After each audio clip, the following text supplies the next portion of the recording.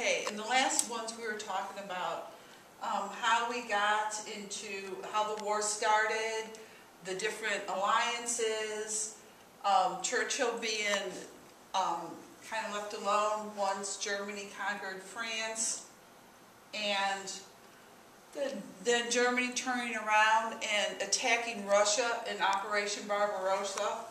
So we talked about that in our last video, and we also mentioned what was the United States doing in all this. Well, we were staying neutral. But remember, in our neutrality laws that we passed in the 30s, we couldn't help out England, and England was the lone country standing against the Nazis. So Congress passed the Lend-Lease Act, which allow us to send or lease supplies to Britain or other countries fighting the Germans. And this was where we also looked at this, and we looked at the total amount of goods that we had sent, and 31 billion, 11 billion to the Soviet Union. So we were doing a lot to support the war. And this was a real problem because without our support, the Soviet Union and England probably would not be able to ward off the German advances. So Germany had a problem, and they were talking to Japan since they were allies, and they're like, what do we do with America? America claims to be neutral, but they're not. They're really helping. So they devised a plan, their response to neutrality. And so for a year, the Japanese designed an attack to take down or take out our Pacific Fleet. And they made a mock Pearl Harbor, and their pilots just practiced for a year on their bombing skills. And so they trained, and they decided we're going to try to secretly attack Pearl Harbor and wipe out the American fleet in the Pacific. So there's no way America could attack Japan, and it would also be so devastated by the loss of their navy in the Pacific that they would have to lessen their support of England and Russia. So on Sunday morning, Japanese move in. Yesterday, December 7th, 1941, Pearl Harbor is attacked. a date which will live in infamy. The United States of America was suddenly and deliberately attacked by naval and air forces of the Empire of Japan. The United States was at peace with that nation, and at the solicitation of Japan, was still in conversation with its government. That was President Roosevelt giving his speech to Congress saying, we need to declare war. It was an unprovoked attack. The United States declared war, and from that point, after the destruction of Pearl Harbor, everything, all the energies of the United States and most of the citizens who supported the war went towards defeating the Germans. And here are some of the headlines.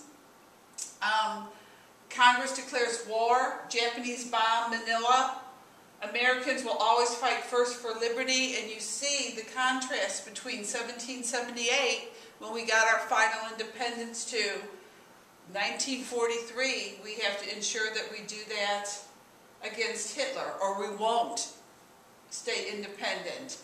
The government developed all these new programs, the War Production Board, and they were in charge of making sure that our resources went towards war production.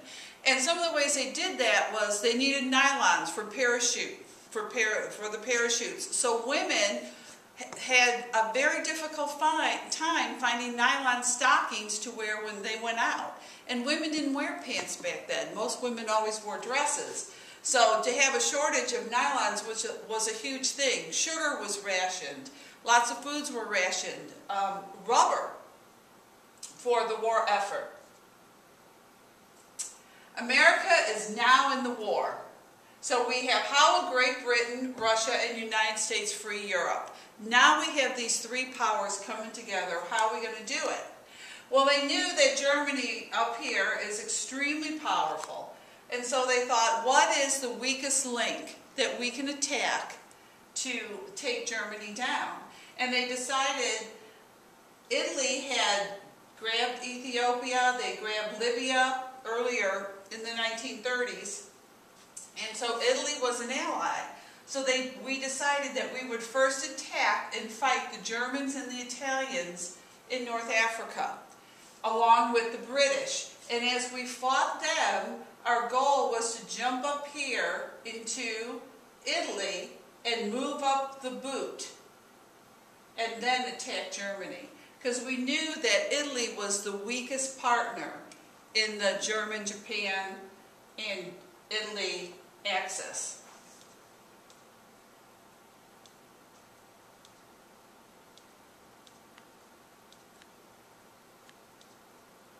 Sorry about that. Technology. The Italian campaign was called Operation Torch, and some major battles were fought here along northern Africa. And as they began to move up, George Patton is leading the troops. We take Tunisia. We capture 275,000 troops. And this is the beginning of us whittling away against the Axis powers. And if you take a moment, pause the video and look at how they systematically moved up the boot. And it was very difficult fighting. Especially there were some very famous battles, like at Cassino, Italy. And here's what happened. Here's what's left to this town. Here are African American troops.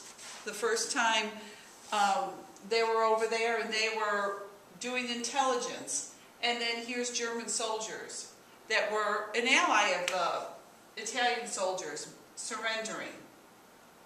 And this was like the first foothold we had. As Italy falls, the dictator Mussolini, who had signed the contract or an agreement with Hitler, he was captured, killed. Him and his mistress were hung in Milan in the town square and left there. Now that Italy has surrendered, how do we get into Northern Europe? How do we deal with Germany? How do we get to take that actual country down? And so the Allies are looking, what do we do next? And in our next video, that's what we'll cover.